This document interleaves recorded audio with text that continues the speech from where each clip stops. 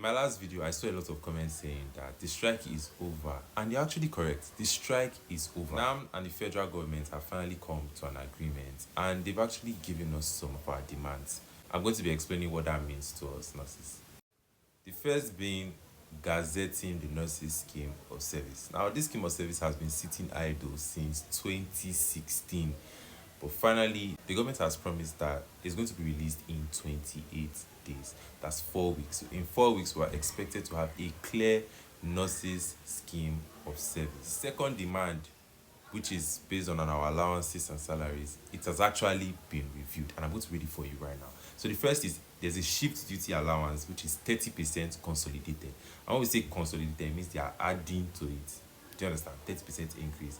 Next is for the specialist nurse allowance, there's going to be a 20% increase per annum. That's every year. And for uniform allowance, it is now 300,000 naira annually. Core duty allowance is 4% consolidated. Teaching allowance is 35% for all nurses. And there's now going to be a new workload or burnout allowance. Retention allowance is also being reviewed. That's basically to reduce brain drain, because these people are like, they're finally figuring out that if they pay us well enough, we will not japa. The third demand that they have now reviewed is centralization of internship slots for graduate nurses. Our internship program is not going to be similar to that of house officers, and you're now going to get posted to a hospital after you graduate. So now there's not going to be overcrowding in Lagos or Abuja or big cities.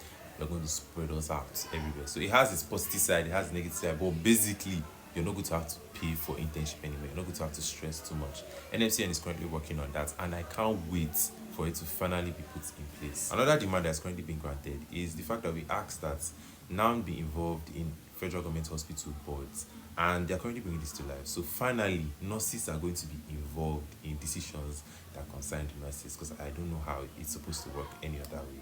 This will help a lot in getting our voices heard. So just because they've signed this memorandum doesn't mean that they're going to do everything that they say they will do. That's why it's our job as nurses to make sure that we hold them accountable.